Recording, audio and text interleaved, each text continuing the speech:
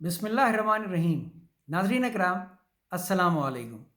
آج کی نشست میں انشاءاللہ سورہ النساء کی آیات 35 سے لے کے 38 تک کی تلاوت، سید ابوالعلا مودودی کے تفہیم القرآن سے ان آیات کا مکمل ترجمہ، اور پھر انتہائی آسان اردو میں عمومی مفہوم پہ مبنی اپنے منظوم ترجمے کا خلاصہ پیش کروں گا تاکہ آپ کو تمام آیات کا مفہوم ازبر ہو جائے۔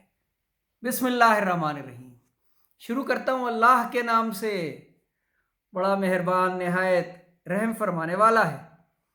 وَإِنْ خِفْتُمْ شِقَاقَ بَيْنِهِمَا فَابْعَثُوا حَكَمًا مِّنْ أَهْلِهِ وَحَكَمًا مِّنْ أَهْلِهَا إِنْ يُرِيدَ إِصْلَاحًا يُوَفِّقِ اللَّهُ بَيْنَهُمَا ان اللہ کان علیما خبیرا۔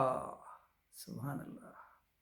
اور اگر تم لوگوں کو کہیں میاں اور بیوی کے تعلقات بگڑ جانے کا اندیشہ ہو تو ایک حکم مرد کے رشتہ داروں میں سے اور ایک عورت کے رشتہ داروں میں سے مقرر کرو، اور وہ دونوں اصلاح کرنا چاہیں گے تو اللہ ان کے درمیان موافقت کی صورت نکال دے گا۔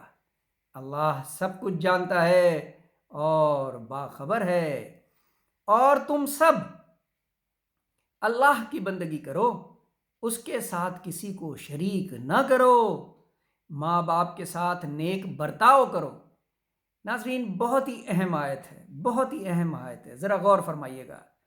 ماں باپ کے ساتھ نیک برتاؤ کرو، قرابت داروں اور یتیموں اور مسکینوں کے ساتھ حسن سلوک سے پیش آؤ، اور پڑوسی رشتہ دار سے، اجنبی ہمسائے سے، پہلو کے ساتھ، اور مسافر سے، اور ان لونڈی غلاموں سے جو تمہارے قبضے میں ہوں، احسان کا معاملہ رکھو۔ یقین جانو اللہ کسی ایسے شخص کو پسند نہیں کرتا جو اپنے پندار میں مغرور ہو اور اپنی بڑائی پر فخر کرے، اور ایسے لوگ بھی اللہ کو پسند نہیں ہیں جو کنجوسی کرتے ہیں اور دوسروں کو بھی کنجوسی کی ہدایت کرتے ہیں، اور جو کچھ اللہ نے اپنے فضل سے انہیں دیا اسے چھپاتے ہیں۔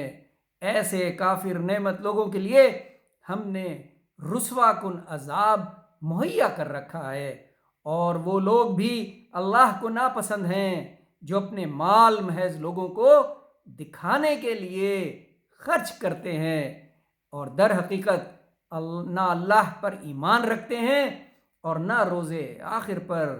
سچ یہ ہے کہ شیطان جس کا رفیق ہوا اسے بہت ہی بری رفاقت میسر آئی۔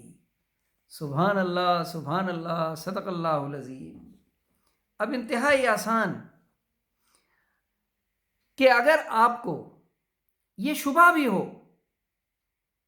کہ میاں بیوی کے تعلقات نارمل نہیں ہیں یا استوار نہیں ہیں یا شرع کے مطابق معمول پہ نہیں ہیں، تو ایک شخص مرد کی طرف سے اور ایک عورت کی طرف سے آپ ڈیٹیل کر دیں، اور اس کی کوشش ہونی چاہیے کہ وہ ان کے درمیان ہونے والی کسی بھی کنفیوژن کو دور کر دے، کیونکہ اللہ چاہتا ہے کہ جوڑے اس نے آسمانوں پہ جو بنائے تھے وہ زمین پہ بھی امن و امان سے رہیں، امن و امان سے رہیں، اور کسی کو اللہ تعالیٰ میں کی بندگی میں شریک نہ کرو۔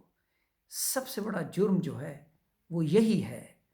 اور اس کے بعد انتہائی اہم بات کی کہ حسن سلوک سے پیش آؤ، اپنے والدین سے ان کا احترام کرو، ان کی حکم عدولی نہ کرو، ان کے جذبات کا خیال رکھو، بڑھاپے میں اگر وہ تمہارے ساتھ ہیں ان کے ساتھ وقت گزارو، قریبی رشتہ داروں کا خیال کرو، پڑوسیوں کا خیال کرو، ان سے حسن سلوک کا معاملہ رکھو، یتیموں کا خیال کرو، مسکینوں کا خیال کرو، اور ان لونڈی غلاموں کا بھی خیال کرو، اور ان سے اچھے معاملات رکھو جو تمہارے قبضے میں آ گئی ہو۔ اور پھر اللہ تعالیٰ نے فرما دیا کہ میں بخیل انسان کو پسند نہیں کرتا، کیونکہ میں نے جو مال تجھے دیا ہے وہ تو اللہ کی راہ میں خرچ کر، بجائے اس کے کہ دنیا دکھاوے کے لیے خرچ کر، کیونکہ اللہ تعالیٰ کسی بھی ایسے شخص کو پسند نہیں کرتا جو دکھاوا کرتا ہے، غرور کرتا ہے یا تکبر کرتا ہے۔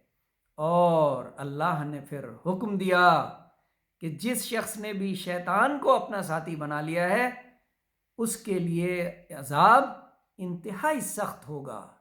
اس لیے سوچ لو مومنوں، شیطان سے دور رہنا ہے، صرف اللہ کی حکم ماننا ہے اور کسی بھی صورت میں اس کی حکم دولی نہیں کرنی۔ صدق اللہ العظیم۔ بہت شکریہ ناظرین کرام، انشاءاللہ اگلی نشست میں ملاقات ہوگی۔ اللہ حافظ۔